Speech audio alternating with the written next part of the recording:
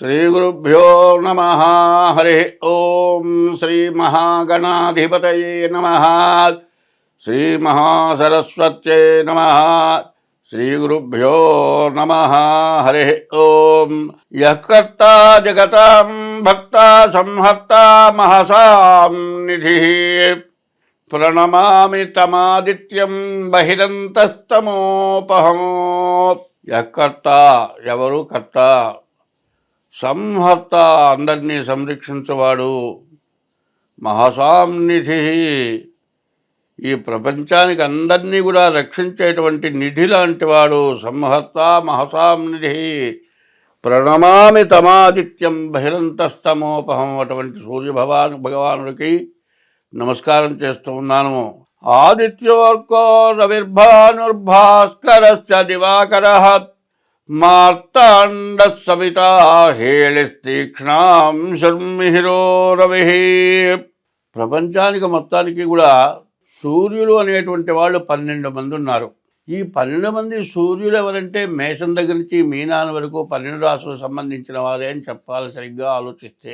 అయితే ఈ 12 రాసులకి 9 గ్రహాలు ఉన్నాయి. ఒక్కొక్క గ్రహానికి 4 పాదాలు.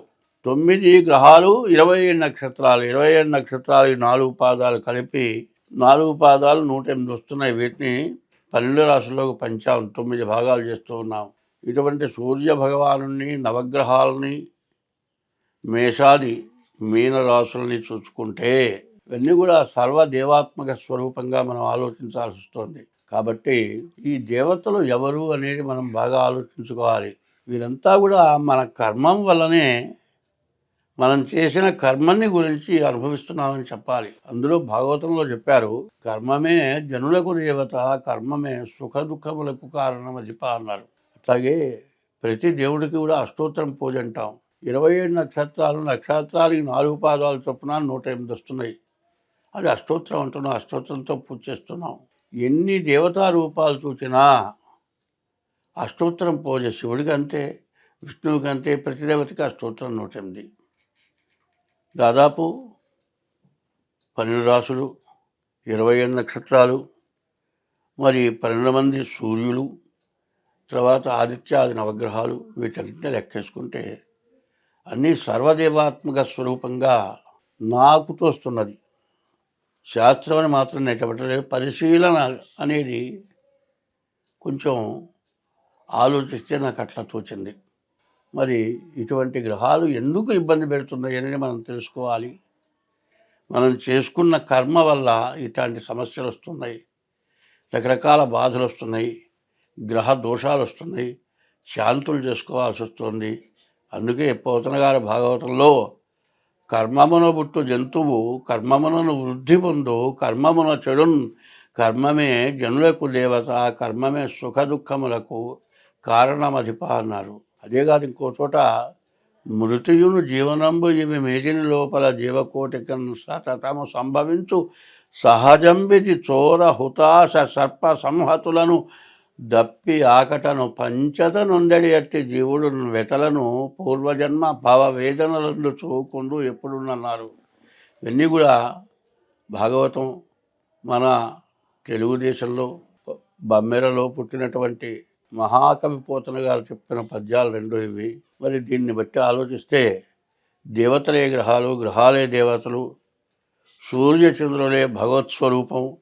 అందువల్ల అన్ని మతాల వాళ్ళు కూడా సూర్య చంద్రుల్ని చూసి పండగ చేయటం వల్ల, మరి నా దేవుడు వేరు నీ దేవుడు వేరు అనుకునే వాళ్ళు కూడా సూర్య చంద్రులను చూసి పండగ చేయటం వల్ల మరి సూర్య చంద్రులే దేవతలు అనేది మనకు బాగా అర్థమవుతున్నది.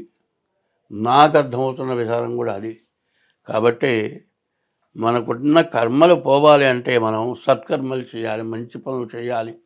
దానివల్ల అన్ని దోషాలు పోతాయి అనేటువంటిది ధర్మం చెప్పినట్లుగా నాకు తోస్తున్నది. అందువల్ల ఇప్పుడు మనం 2025 మార్చి నెల మేషరాశి ఫలితాలు చెప్పుకుందాం. ఈ మేషరాశి ఎట్లా ఉన్నది అంటే, ఈ మేషరాశికి చాలా మంచి జరగబోతున్నది అని తోస్తున్నది. కారణం ఏంటంటే గురువు బాగున్నాడు, కుజుడు బాగున్నాడు, కేతువు బాగున్నాడు, రవి బాగున్నాడు, శని బాగున్నాడు. ఇన్ని గ్రహాలు కూడా చాలా మంచి స్థానాల్లో ఉన్నాయి. దీనివల్ల మనకు వచ్చే ప్రయోజనం, డాక్టర్లు కావచ్చు, వ్యవసాయదారులు కావచ్చు, మరి భూమిని పండించే వాళ్ళు కావచ్చు, ఇల్లు కొనుక్కుండే కావచ్చు, ఇల్లు అమ్ముకుండే వాళ్ళు కావచ్చు, ఇల్లు కట్టేవాళ్ళు కావచ్చు, ఇంటికి సంబంధించిన సామాగ్రిని అమ్మేవాళ్ళు కావచ్చు, విద్య చదువుకునేవాడు కావచ్చు, విద్యకి తగిన పుస్తకాలు ప్రింట్ చేసేవాళ్ళు అమ్ముకునేవాళ్ళు కావచ్చు, తర్వాత జ్ఞానబోధ చేసేటువంటి వాళ్ళు, మరి కాలేజీ లెక్చరర్స్, స్కూల్ టీచర్స్ వీళ్ళందరూ కావచ్చు. తర్వాత రవి సూర్యుడి వల్ల కానీ శని వల్ల కానీ ఎంతో మంచి జరగబోతోంది. మరి రవి శనులు ఇద్దరు కూడా ఏకాదశంలో ఉన్నారు. చాలా మంచి జరగబోతోంది, చాలా మేలు జరగబోతోంది. కాబట్టి మేషరాశికి ఎదురంటూ లేదు. చాలా మంచి జరిగేటువంటి లక్షణాలు ఈ మార్చి నెల మరి 31 నుంచి 30 వరకు కూడా చాలా మంచి రోజులు కనపడుతూ ఉన్నాయి. కాబట్టి ఈ రాశి వాళ్ళు, ఇది గోచారం చెబుతున్నాం. ఈ గోచారం ఎట్లా అంటే అశ్వని, భరణి, కృత్తిక మొదటి పాదం వరకు మేషరాశి. ఈ మేషరాశి ఫలితాలని మనం చెప్పుకుంటూ ఉన్నాం. అశ్వని నక్షత్రం 4 పాదాలు, భరణి నక్షత్రం 4 పాదాలు, కృత్తిక నక్షత్రం 1వ పాదం. అశ్వని చూచే చూల అశ్వని, భరణి లీలు లేలో భరణి, ఆ అనే అక్షరం మొదటి పాదం, మృగశిర. ఈ 9 పాదాలు కలిసి మేషరాశి. నిజంగా చెప్పాలి అంటే మరి ఆ నక్షత్రాల్లో పుట్టిన వాళ్ళదే గోచారం అవుతుంది. అశ్వని, భరణి, కృత్తిక నక్షత్రాల్లో పుట్టినటువంటి వాళ్ళదే మేషరాశి. ఏదో వెంకయ్యో, సుబ్బయ్యో, పుల్లయ్యో పెడితే అది నా పేరు దండి, నా రాశి దండి అంటే అది నీ రాశి కాదు. ఈ అక్షరాలు చెప్పాను, అశ్వని, భరణి, కృత్తిక. ఈ 3 నక్షత్రాలకు సంబంధించిన రాశి మేషరాశి. కాబట్టి ఇది బాగా అర్థం చేసుకోవాలి. ఇది కూడా రాశి ఫలం అంటే మరి 25 వంతులే జరుగుతుంది. మిగతా 75 వంతులు కూడా మరి జన్మ లగ్నాన్ని బట్టి జరుగుతుంది. ఇది గోచారం. పుట్టిన సంవత్సరంలో, నెలలో, తారీఖు రోజున పుట్టిన టైముని బట్టి చెప్పేది జన్మలగ్నం. ముందుగా జన్మలగ్నం చూసుకోవాలి. జన్మలగ్నం రీత్యా చూడాలి అంటే మీ డేట్ ఆఫ్ బర్త్ ద్వారా చూడాలి.